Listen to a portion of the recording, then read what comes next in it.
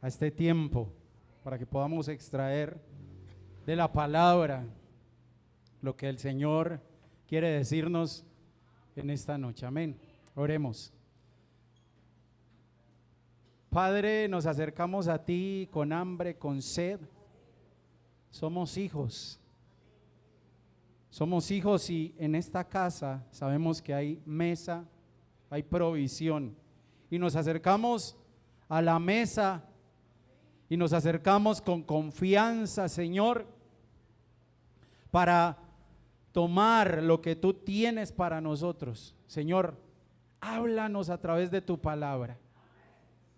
Señor, no hay mensaje más hermoso para nosotros el que viene de tu palabra. Por favor, háblanos, Señor. Lo necesitamos. Dile, Señor, háblame en esta noche, enséñame en esta noche. Quiero salir fortalecido, quiero salir, Señor, con una perspectiva diferente, conociéndote, Señor, un poco más a través de tu palabra, Señor. Lo necesito, Señor, lo necesito. Te lo pido, Señor, en el nombre que es sobre todo nombre, en el nombre de Jesús. Amén. Vaya Marcos 9. Vamos a ir leyendo por pedazos. Marcos 9, del 14 al 29. Cuando nosotros vamos y leemos esa porción de la escritura, en Marcos 9, del 14 al 29, allí la palabra nos narra cómo Jesús hizo libre a un muchacho que estaba siendo atormentado por un espíritu inmundo. Pero allí vemos algo bien especial, porque si bien ese muchacho tenía una lucha, también había una lucha en el papá. Entonces allí Jesús no solo tuvo que hacer libre al muchacho, sino que también tuvo que hacer libre al papá. Porque cuando leemos, ahorita lo vamos a leer detallado, vemos que este hombre estaba a punto de dejar de creer. Él mismo le dijo, Señor, ayuda a mi incredulidad. Y ese es el título del tema de hoy: ayuda mi incredulidad. Mire que esta imagen es muy diciente y habla mucho de lo que de pronto sentía aquel hombre. Él de pronto sentía que ya ese era el último cartucho que iba a quemar. Yo miro a este hombre y el Señor trae a mi mente a la mujer del flujo de sangre. De pronto este hombre, quién sabe a dónde llevó al hijo, qué tantas cosas intentó, porque ahorita vamos a ver que el problema lo tenía el hijo desde la niñez. Era un muchacho ya, pero desde la niñez estaba sucediendo esto. Pero entonces vemos allí un doble milagro, un milagro visible, porque vemos que el muchacho es libre, pero también un milagro que se produjo en lo secreto, en el corazón del papá. Pero cuando nosotros retrocedemos un poquito, antes de que suceda esto, la Biblia nos habla de un momento muy hermoso, muy glorioso, y fue la transfiguración. ¿Y qué sucedió en la transfiguración? Ya lo sabemos, que Jesús toma a 3 de los 12, a Pedro, a Jacobo y a Juan, y se va con ellos a un monte alto, y allí se corre el velo y a ellos se les permite ver lo que se escondía detrás de la humanidad de Jesús. A ellos se les permite ver esa gloria maravillosa que estaba oculta a los ojos de muchos, y que los que alcanzaban a verla era por revelación, pero allí vemos una revelación mucho más directa, por lo que ellos ven. Y ellos, cuando se encuentran allí en esa situación, Pedro, Jacobo y Juan, podemos decir, si nos vamos al Salmo 23, que ellos allí están en verdes pastos, en aguas de reposo, en sendas de justicia. Solo imagínese esa bendición de poder ver a Jesús transfigurado. Algo muy, pero muy hermoso. Pero si usted y yo seguimos leyendo el Salmo 23, sabemos que después de verdes pastos, aguas de reposo y sendas de justicia, ¿qué viene? El valle de sombra de muerte. Entonces ellos no se podían quedar allí. Incluso Pedro quiso quedarse. ¿Usted lo ha leído? Que le dice al Señor: Señor, hagamos 3 enramadas. Como quien dice, quedémonos acá. Yo no quiero bajar, pero no, tocaba bajar. Tocaba bajar. En ese momento que ven a Jesús transfigurado, imagínense la plenitud que sienten ellos allí. La plenitud. Lo hermoso que sintieron, que experimentaron, pero les tocaba bajar. Les tocaba bajar. Estaban en un monte alto y les tocaba bajar. Así se quisieran quedar. Porque Pedro tomó la palabra, pero yo creo que los otros 2 también se querían quedar. Mire, incluso usted ha escuchado historias de gente que ha pasado al otro lado y que el Señor les dice que no es su tiempo y no se quieren devolver. ¿Cómo será esa gloria? Solo imagínese esa gloria. ¿Qué mejor lugar para usted y para mí que estar delante de la presencia del Señor? Por eso, mire, es duro cuando uno pierde un familiar, un ser querido, pero cuando alguien está en Cristo y duerme, pasa al mejor lugar. Ese es el mejor lugar en el que un hijo, una hija de Dios pueden estar, la presencia del Señor. Mire, incluso a usted le pasa que usted se sienta, abre la palabra y se comienza a deleitar. A usted comienza a orar y usted no se quiere parar. Pero usted sabe que tiene que parar porque tiene que bañarse, hacer el desayuno, irse a trabajar. Usted está ahí en el monte, pero no se puede quedar ahí. Lamentablemente no se puede quedar ahí. Tiene que bajar, y eso le sucedió a estos. Entonces, después de esta experiencia, bajan y se encuentran con la situación que vamos a leer. Un hombre desesperado, un padre desesperado por esa situación que está viviendo su hijo. Con eso se encuentran ellos. Entonces vamos a Marcos 9. Marcos 9:14. Después de la transfiguración. Ya lo tenemos. Cuando llegó a donde estaban los discípulos, vio una gran multitud alrededor de ellos, de los que se habían quedado abajo. Amén. Y escribas que disputaban con ellos. Y enseguida toda la gente, viéndole, se asombró y corriendo a él le saludaron. Él les preguntó: ¿qué disputáis con ellos? Y respondiendo uno de la multitud, dijo: Maestro, traje a mi hijo que tiene un espíritu mudo, el cual donde quiera que le toma, le sacude y echa espumarajos y cruje los dientes y se va secando. Y dije a tus discípulos que lo echasen fuera y no pudieron. Entonces miremos lo que hace el papá. El papá le expone su situación a Jesús, lo que está pasando con su hijo, porque los discípulos de Jesús hicieron el intento de expulsar a ese espíritu inmundo, pero no pudieron hacer nada. Y sabe que eso nos habla de que muchas veces es bueno que eso pase, para que no pongamos nuestra confianza en los hombres, sino en Dios. Porque a lo mejor este hombre estaba esperanzado en que los discípulos iban a hacer algo y no pudieron. Y a veces nos puede pasar así, que estemos esperanzados en la oración de alguien, en las palabras de alguien, y resulta que no pasa nada.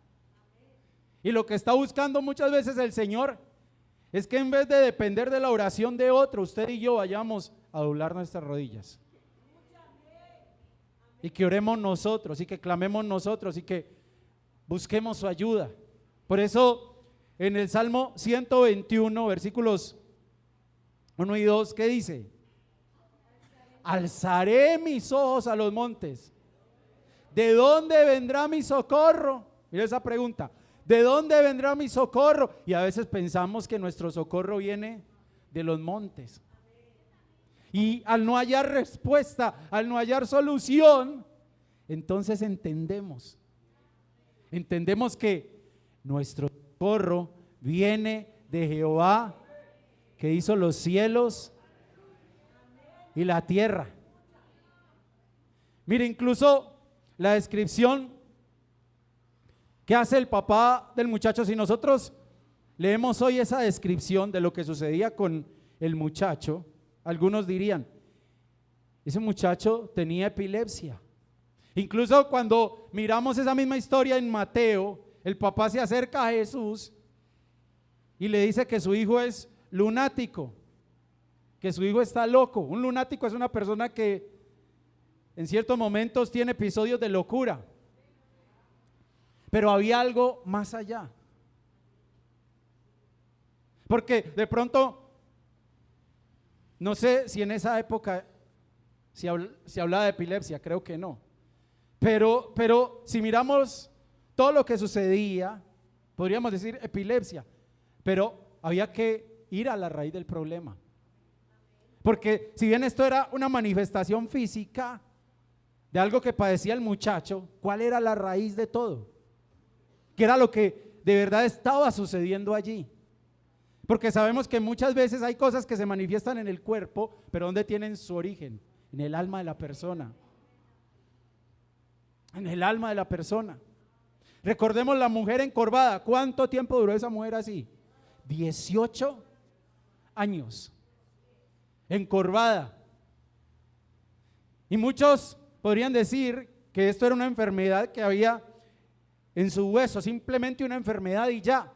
Pero resulta que cuando Jesús la ve, él se da cuenta que eso era la manifestación de algo que está sucediendo en el alma de esa mujer. Incluso cuando nosotros vamos y leemos acerca de la mujer encorvada, que está en Lucas capítulo 13, allí nos dicen claramente que desde hacía 18 años ella tenía espíritu de enfermedad. Entonces no era una enfermedad simplemente. Y es más, cuando Jesús llega y la hace libre de esa condición, al hablar de ella se refiere a esa mujer como una hija de Abraham que Satanás había atado 18 años. Entonces allí sucedía algo más profundo que simplemente decir que tenía ataques de epilepsia.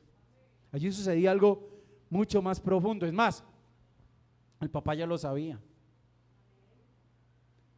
Porque es necesario que examinemos muchas veces este tipo de situaciones, de enfermedades. Porque a veces puede existir un origen espiritual. Y para eso necesitamos al Espíritu Santo de Dios. Porque solo a través de la revelación que viene de Dios vamos a entender qué es lo que sucede y vamos a poder ir a la raíz del problema. Pero incluso ahorita leímos que allí estaban los escribas. Y los escribas, ¿qué estaban haciendo allí? Discutiendo. No estaban ayudando, estaban estorbando, mejor dicho.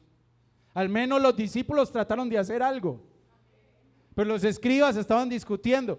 Hay algo bien particular allí, y es que cuando el papá habla con Jesús respecto a lo que tiene su hijo, dice que su hijo tiene un espíritu mudo.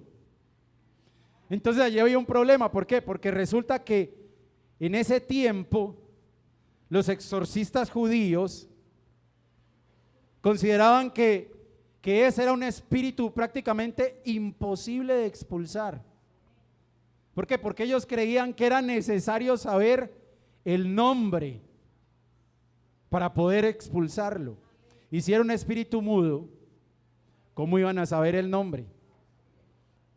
Incluso sabemos que cuando Jesús va a Gadara, él le pregunta al endemoniado: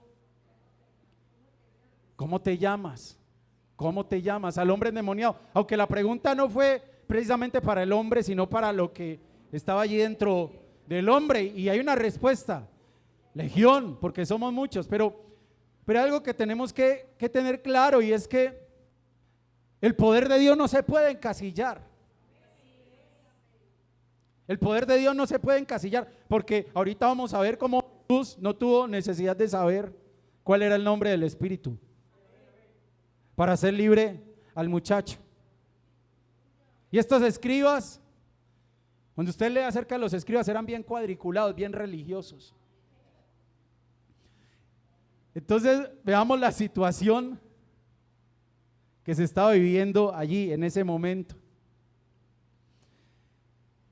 Y sigamos leyendo, Marcos 9:19. Sigamos leyendo. Entonces ya el papá le habla a Jesús, le expone la situación, ¿sí? Lo que sucedió, que sus discípulos no fueron capaces. Entonces Jesús habla. Mire, y Jesús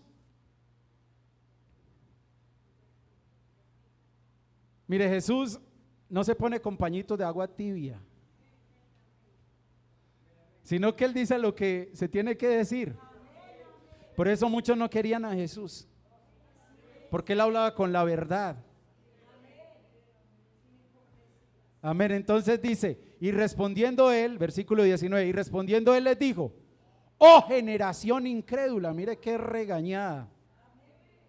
¿Hasta cuándo he de estar con vosotros? ¿Hasta cuándo os he de soportar? Y mira lo que dice Jesús. ¿Qué dice? Traédmelo. Oiga, traédmelo. Y se lo trajeron. Y cuando el espíritu vio a Jesús, sacudió con violencia al muchacho, quien cayendo en tierra se revolcaba echando espumarajos. Entonces miremos primero la exhortación de Jesús. Los llamó incrédulos. Y yo pienso que ese regaño no solo iba para los discípulos, sino también para los escribas. Porque estos escribas, ¿qué hicieron? Se mantuvieron al margen, porque creían que era imposible expulsar al espíritu. ¿Por qué? Por lo que dijimos ahora, porque no podemos saber el nombre. Volvemos a lo mismo, al Señor no lo podemos encasillar. Estamos hablando del poder de Dios, y estos se estaban manteniendo al margen. Eso sí, estaban discutiendo, me imagino que criticando a los discípulos, pero al margen, al margen.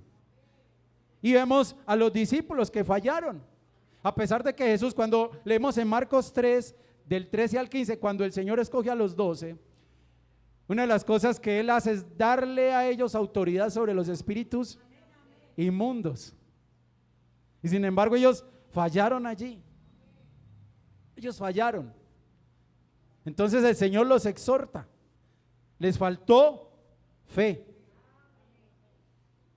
Pero no solo le faltó fe a los escribas, no solo le faltó fe a los discípulos. Ahorita vamos a hablar del papá del muchacho. Entonces Jesús dice, después de cuadrarlos, después de exhortarlos, dice: tráiganlo. Tráiganlo. ¿Por qué? Porque no puede haber liberación si primero no somos llevados a los pies de Cristo. Hay gente que quiere ser libre, pero no le quiere rendir su vida al Señor. ¿Quiere un milagro? pero no le quiere rendir su vida al Señor. Quiere la restauración de su matrimonio, de su familia, pero no le quiere rendir su vida al Señor. La restauración de su economía, pero no le quiere rendir su vida al Señor. Y así no es. Así no es. Por eso dice Jesús, tráiganlo. Y lo tremendo es que cuando le traen a este muchacho, comienza a suceder exactamente lo que el padre le había dicho. ¿Por qué? Porque ese espíritu inmundo que estaba allí en ese muchacho sabía muy bien que había llegado su hora, que lo iban a expulsar, y por eso estaba tratando de hacer el mayor daño posible antes de que lo sacaran.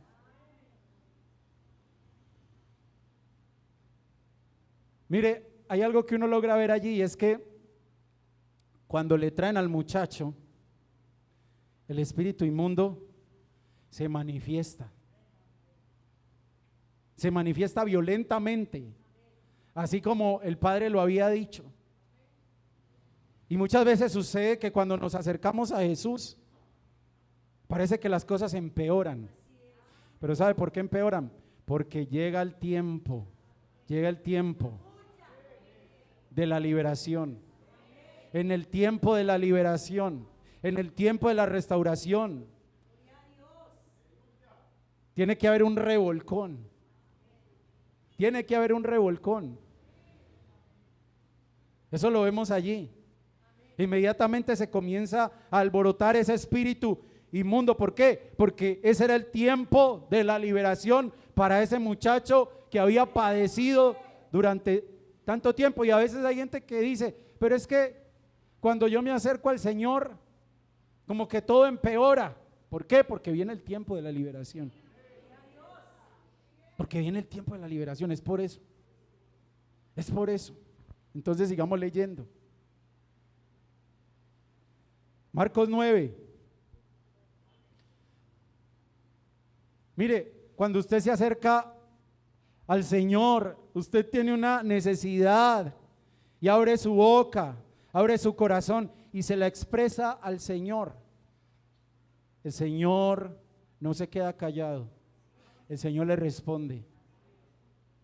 El Señor le responde. Entonces vemos allí, Marcos 9:21. Jesús preguntó al Padre, ¿cuánto tiempo hace que le sucede esto? Y él dijo, ¿qué dijo? Desde niño. ¿Por qué? Porque Jesús allí estaba buscando o estaba mostrando más bien, porque Jesús es Dios. Jesús es Dios. Es como cuando Jesús le dice a Lázaro, ven fuera. Tremendo, ya se había levantado. No tuvo ni que decirle que se levantara. Ella sabía que Lázaro estaba allí, paradito, que no era sino quitar la piedra, que le dijera, ven fuera, y salía Lázaro. Igual ella sabía lo que sucedía con este muchacho, pero lo que el Señor quería era evidenciarlo, para enseñarle a los que estaban allí y para enseñarnos a nosotros hoy. Desde niño. Ahí estaba la raíz del problema, desde niño. Allí no se dice la razón, pero lo que se deja ver es que esta entidad espiritual que estaba allí había entrado, se le había abierto la puerta en el momento en que este muchacho era un niño. O sea que los niños son vulnerables. Los niños son vulnerables. Por eso en este último tiempo el enemigo está ensañado con los niños. Es más, ya lo hemos dicho, cuando usted va al huerto, ¿qué eran Adán y Eva? Eran niños. Ellos estaban en una condición, en un estado de inocencia. Tal vez sus cuerpos no eran de niños, pero estamos hablando de la parte espiritual. Y el enemigo es astuto. Entonces por eso nosotros como padres, usted que es padre, que es madre y que tiene niños, tenemos la responsabilidad de guardarlos. ¿Y cómo los guardamos? Sembrándole la palabra de Dios desde niños. Porque cuando usted se dedica a sembrarle la palabra de Dios a sus hijos desde niños, allí se está cerrando la puerta al enemigo. El pastor lo predicó en estos días acerca de Timoteo. ¿Qué le dijo el apóstol Pablo a su discípulo Timoteo? Segunda Timoteo 3, 14 y 15. Pero persiste tú en lo que has aprendido y te persuadiste, sabiendo de quién has aprendido y que desde la niñez has sabido las sagradas escrituras, las cuales te pueden hacer sabio para la salvación por la fe que es en Cristo Jesús. ¿Desde cuándo comenzó a suceder todo esto? Preguntó Jesús. ¿Y qué le dijo al papá? Desde niño. Y aquí que está diciendo el apóstol Pablo, desde niño, enséñale las escrituras a tu hijo. Los niños son muy vulnerables. Mire, si nosotros somos vulnerables, que ya llevamos camino recorrido, imagínense los niños. Los niños necesitan conocer la palabra de Dios. Los niños necesitan acercarse al Señor. Mire, es más, el mismo Jesús lo dijo. En una ocasión le trajeron unos niños a Jesús para que los bendijera. Y los discípulos se pusieron de quisquillosos y comenzaron a reprender a los que trajeron estos niños. Y dice allí la palabra que incluso Jesús se indignó. Para Jesús son muy importantes los niños.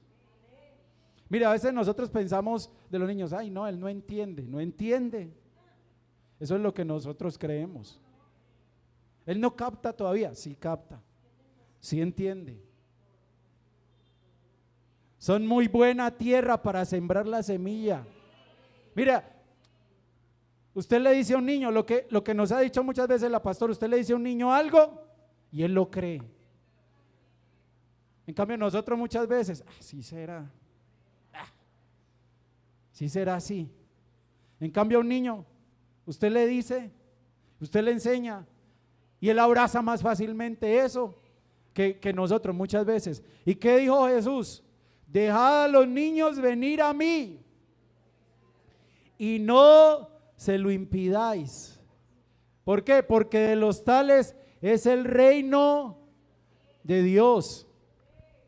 Mira qué tremendo lo que está diciendo Jesús de los niños. Lo que pasa es que nosotros tenemos que ver más allá.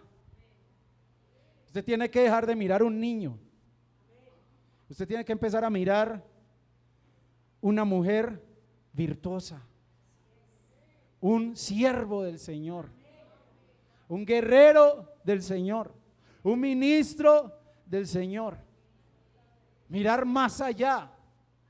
Usted los ve niños, pero usted comienza a sembrar. Y si usted siembra y es constante, eso que usted siembra va a comenzar a germinar y a dar fruto. Algo había hecho mal el padre de este muchacho en la niñez y por eso se le abrió una puerta a esta entidad y entró y lo quería matar. Lo quería matar, lo quería destruir. Porque mientras el Señor quiere hacer la obra en nuestros hijos y quiere levantar de ellos siervos, siervas, el enemigo los quiere destruir. Pero para eso estamos usted y yo, para que nos paremos firmes y para que hagamos lo que se tiene que hacer, para que les sembremos la palabra del Señor y para que los acerquemos al Señor. Sigamos leyendo. Marcos 9:22 dice: y muchas veces le echan el fuego y en el agua. Mire lo que estamos diciendo. ¿Para qué? Para matarle. Porque el diablo El ladrón, ¿qué vino a hacer? A robar, a matar y a destruir. Y mira lo que le dice este hombre a Jesús: pero si puedes hacer algo, ten misericordia de nosotros y ayúdanos. Este muchacho estaba en peligro de muerte, pero el papá se acercó a aquel que es la vida. Jesús es la vida. Jesús es la vida. El enemigo quería matar a este muchacho, pero Jesús es la vida. Y la muerte nunca podrá contra la vida, porque Jesús le dijo a la muerte: oh muerte, yo seré tu muerte. Él venció la muerte. ¿Quién puede contra la vida? Nadie puede contra la vida. Mejor dicho, quién sabía cuántos lugares había llevado este hombre a su hijo, pero allí lo estaba llevando al lugar correcto, a los pies de Cristo. Incluso allí el hombre habla del fuego y del agua. Y cuando nosotros pensamos en fuego, en agua, esto nos lleva a Isaías capítulo 43. Y dice allí en Isaías capítulo 43, el versículo 1 dice, allí está el versículo 2, el versículo 1 dice: ahora así dice Jehová, creador tuyo, oh Jacob, y formador tuyo, oh Israel. Mira, dos cosas importantes que hay que enseñarle a los niños. Dios te creó y Dios te está dando forma. Tú no eres un accidente. Él te creó, Él te formó en el vientre de tu madre y Él te trajo a esta tierra con un propósito. Y tal vez hoy seas Jacob, pero llegarás a ser Israel, porque dice allí creador, formador. La palabra creador se relaciona con Jacob y la palabra formador con Israel. Dice: no temas, porque yo te redimí, te puse nombre, mío eres tú. Algo que hay que enseñarle a ellos, que ellos tienen dueño y es el Señor. Porque usted los puede amar mucho, pero no los ama más de lo que los ama el Señor. No los ama más de lo que los ama el Señor. Y es algo que se les tiene que enseñar a ellos. Usted decirle a ellos: hijo, hija, te amo, pero hay alguien que te ama más y se llama Jesucristo. Y luego dice: cuando pases por las aguas, yo estaré contigo, y si por los ríos, no te anegarán. Cuando pases por el fuego, no te quemarás, ni la llama arderá en ti. Mire, tal vez pasemos por las aguas y vamos a tragar un poquito de agua, así como tragó agua Pedro. No se preocupe, no se va a ahogar.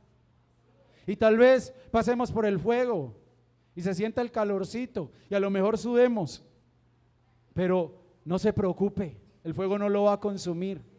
Porque mire, cuando hablamos de las aguas y el fuego, estamos hablando de las dificultades de la vida. Vamos a tener dificultades, vamos a pasar momentos difíciles.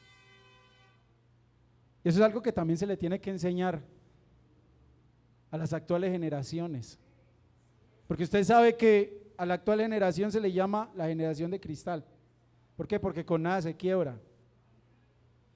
Y a ellos se les tiene que enseñar que van a haber momentos difíciles, que van a haber momentos duros, pero que el Señor ha prometido estar con nosotros.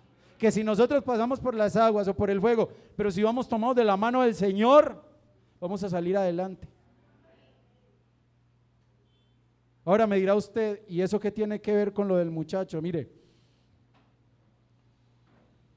dice allí el padre que esa entidad lo arrojaba al agua, al fuego para matarlo.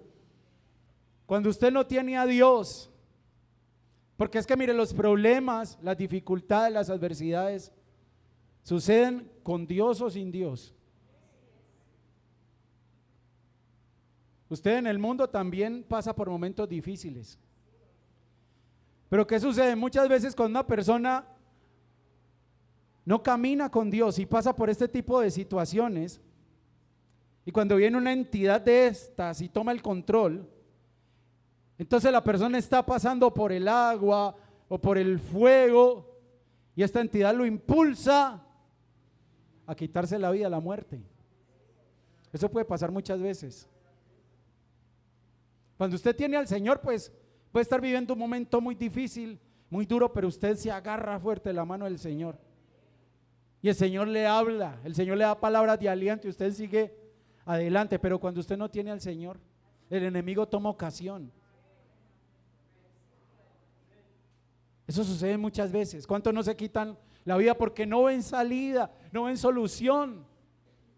Pero no ven salida ni solución porque están apartados de Dios, porque no caminan con el Señor. Y eso está sucediendo mucho hoy en día. Mucho joven que se quita la vida porque no sabe cómo enfrentar los problemas, las dificultades. ¿Y quién le está susurrando al oído? ¿Quién lo está impulsando a hacer eso? No es Dios, es el enemigo. Es el enemigo. Mire cuántas cosas no intentó este hombre, cuántas puertas no tocó este hombre. Y yo creo que eso había hecho que su fe se fuera apagando, apagando, apagando. Es como la mujer del flujo de sangre. La fe de este hombre comenzó a apagarse. Entonces viene un clamor que sale de lo profundo de su corazón. Marcos 9:23. Jesús le dijo: si puedes creer, al que cree, todo le es posible. Oiga, al que cree todo le es posible. E inmediatamente el padre del muchacho, mire, clamó y dijo: creo. Mire, era como el último cartucho. Ayuda mi incredulidad. O sea, la fe de este hombre ya se estaba apagando, ya se estaba extinguiendo. Quién sabe cuántas cosas este hombre había intentado. Porque póngase en los zapatos de este hombre. Piense un momento qué sentía este hombre al ver a su hijo en esa situación y él no podía hacer nada. Y este hombre desesperado, buscando a alguien que de pronto pudiera hacer algo. Mira, es como cuando su hijo tiene un problema de salud. Usted no es médico, usted no sabe muchas veces qué está pasando allí. Y usted se angustia y usted inmediatamente, ¿qué hace? Lo lleva al médico, porque el médico lo puede examinar y saber qué es lo que está sucediendo. Y este hombre no sabía qué hacer, pero estaba allí en el lugar correcto, solo que su fe se estaba extinguiendo. Por eso le dice: Señor, ayuda mi incredulidad. Y allí en ese momento se cumple una profecía que está en Isaías 42 acerca del Mesías. Mire qué hermoso es el Señor. Mire, a veces la fe es un camino de altibajos. A veces cometemos un error cuando decimos: no, es que yo siempre estoy en victoria, es que yo siempre estoy bien. No, hermano, eso no es así. Hay días que usted se levanta campeón y hay días que se levanta desanimado. Pero lo que quiere el Señor es que seamos sinceros con Él. Tal vez usted le pueda aparentar a otro, pero a Dios. Y este hombre le dijo: Señor, creo, pero muy poquito. Ayúdame, ayúdame. Tal vez usted se esté identificando con este hombre por algo que esté viviendo y usted diga: siento que mi fe se está apagando, que mi fe está menguando. Pero él clamó, porque lo leímos ahorita, clamó y le dijo: Señor, ayúdame, ayúdame. Y cuando usted le dice al Señor con un corazón sincero: ayúdame, es como cuando Pedro se estaba hundiendo. ¿Usted cómo cree que gritó Pedro? Mire, Pedro era un pescador. ¿Usted cree que Pedro no sabía nadar?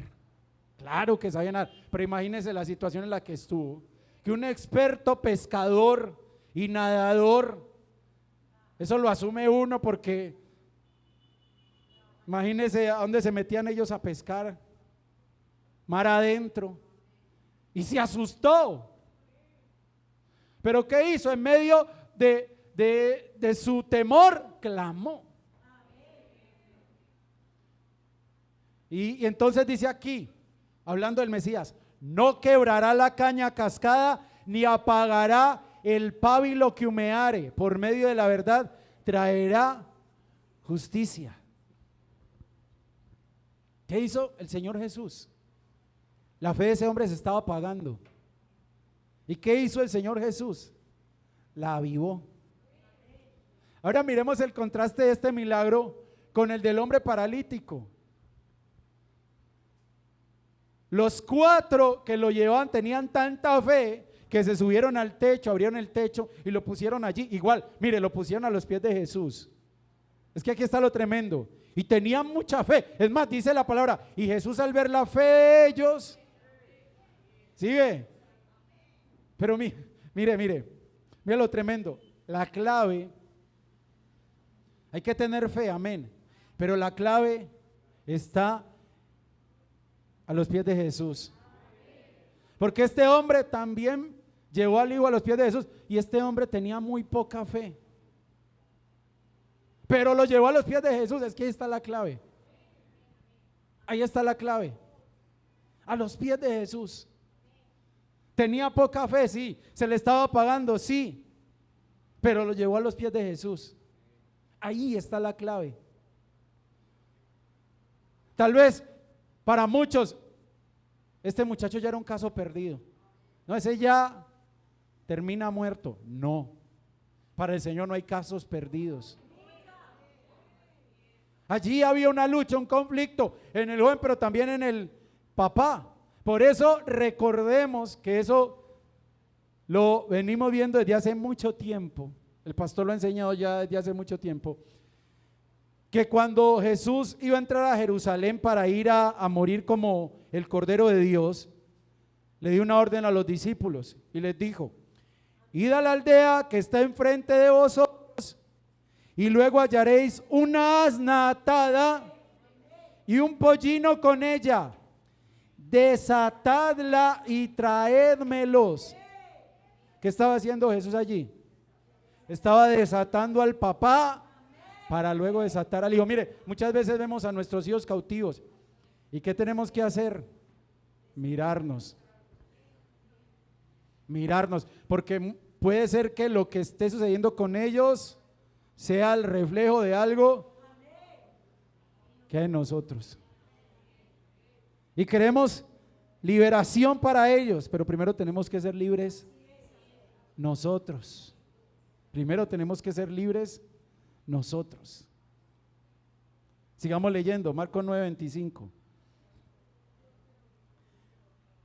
Y cuando Jesús vio que la multitud se agolpaba, reprendió al espíritu inmundo diciéndole: espíritu mudo y sordo, yo te mando. Mire, mudo y sordo. Porque uno dice, bueno, ¿y cómo va a oír un sordo? No encasillemos el poder de Dios. No encasillemos el poder de Dios. Dejemos la religiosidad. Cuando la religiosidad toma el control, empezamos a encasillar a Dios.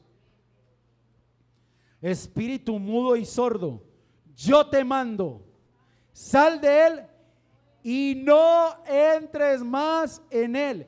Entonces el espíritu, clamando y sacudiéndole con violencia, salió y él quedó como muerto, de modo que muchos decían: está muerto.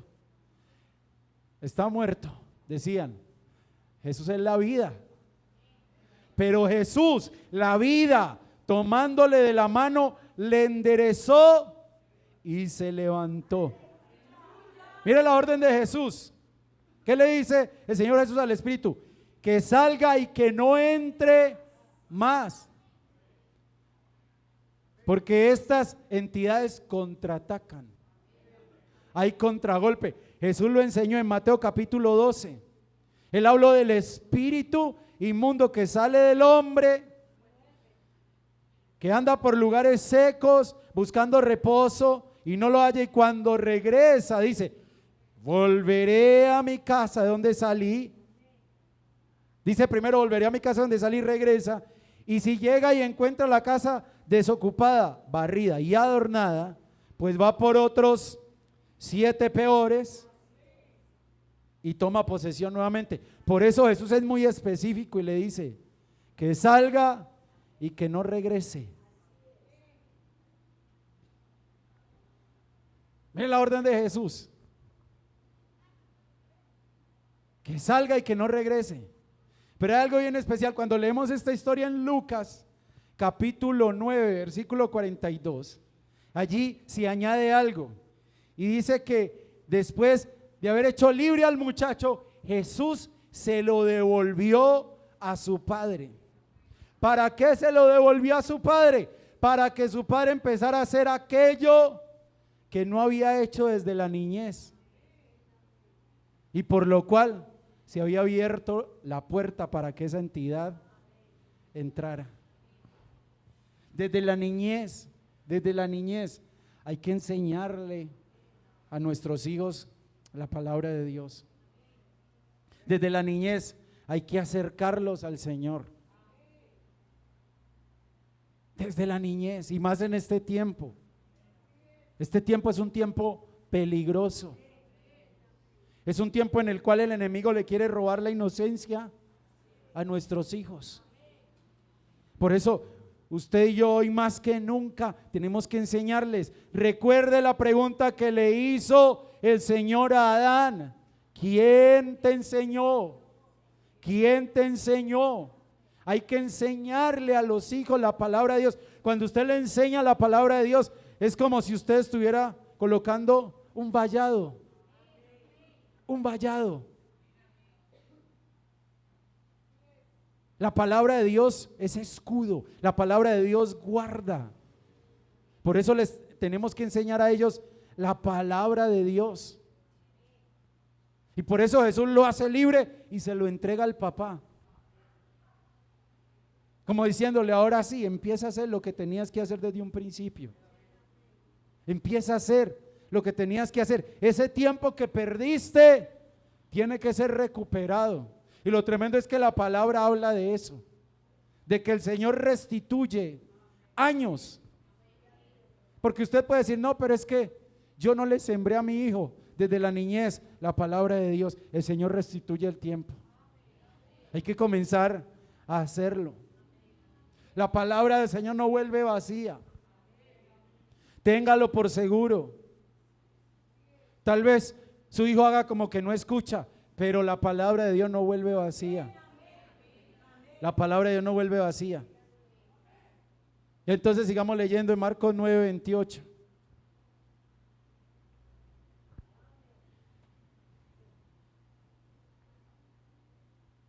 Cuando él entró en casa, sus discípulos le preguntaron aparte: ¿por qué nosotros no pudimos echarle fuera? Y les dijo: este género con nada puede salir sino con oración y ayuno. La oración y el ayuno. Habla allí Jesús de esas dos cosas tan importantes: orar y ayunar. Pero entonces mire, a mí se me ocurre lo siguiente: si la oración y el ayuno son poderosos para echar fuera un espíritu inmundo, no lo serán mucho más para mantener a nuestros hijos a salvo. Entonces hay que orar más, hay que ayunar más, hay que orar más por los hijos, porque mire, cuando usted ora por sus hijos, esto es lo que está haciendo. Usted los está cubriendo, usted los está guardando. La oración es muy importante. Mire, a un predicador una vez le preguntaron: ¿Qué es más importante? ¿Leer la palabra u orar? Y él respondió, ¿qué es más importante? ¿Inhalar o exhalar? Las dos cosas. Las dos cosas son importantes. Entonces, mire, no solo hay que enseñarle la palabra, hay que orar. Porque van a venir ataques. Porque usted no puede estar todo el tiempo con sus hijos. Uno quisiera estar todo el tiempo ahí, pendiente, pero eso no se puede.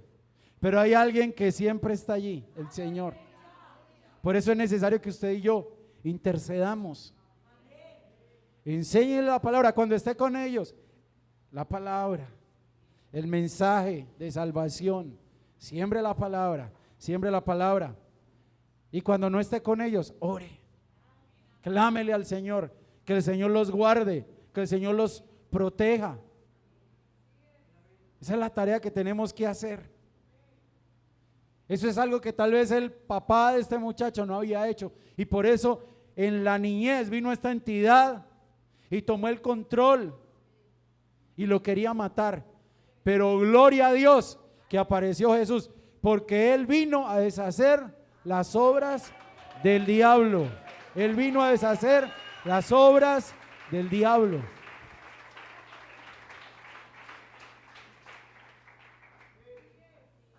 Incluso en este año, el año de la recompensa, dice la palabra que los hijos son una recompensa. Hay que cuidarlos. Hay que cuidarlos. Hay padres que dicen, no, es que yo quiero lo mejor para mis hijos. ¿Y qué es lo mejor para tus hijos? Porque es que a veces decimos lo mejor y pensamos en las cosas materiales. No, lo mejor para tus hijos es que conozcan la palabra de Dios, que amen a Dios. Eso es lo mejor para tus hijos. Que se enamoren del Señor, que caminen con Él. Eso es lo mejor para nuestros hijos. Lo demás es añadidura. Y así, el día que te toque partir, vas a dormir tranquilo. Porque vas a ver a tu hijo sirviéndole al Señor, enamorado del Señor, y tú vas a poder cerrar tus ojos tranquilo. Porque sabes que le diste lo mejor a tus hijos.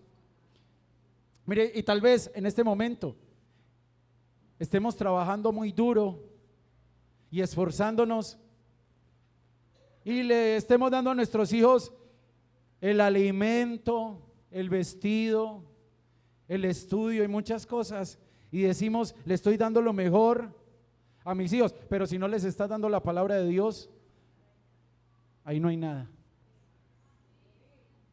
Lo mejor para tus hijos es que conozcan al Señor, que amen al Señor. Eso es lo mejor para nuestros hijos. Eso es lo mejor. Lo otro es importante, sí, y sigue trabajando a diario, pero lo mejor es eso, que conozcan al Señor. Amén. ¿Qué tal si oramos? Vamos a orar por nuestros hijos.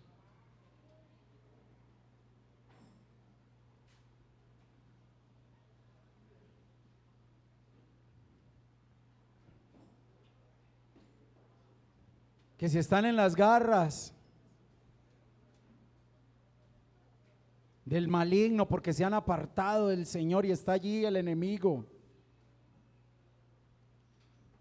haciendo de las suyas, vamos a orarle al Señor, a pedirle que los haga libres, porque mire, así estaba aquel muchacho siendo atormentado, siendo oprimido. Incluso el papá mismo decía que sentía, lo quería matar, pero llegó Jesús y lo arrancó de las garras de las tinieblas. Vamos a orar para que el Señor los haga libres. Y vamos a orar también para que a los que están caminando en Cristo, que el Señor los guarde. Y a los que se han apartado, que los traiga el Señor.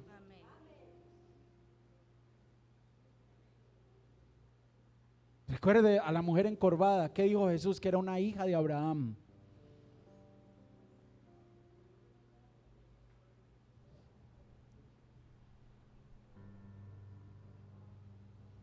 Padre, en el nombre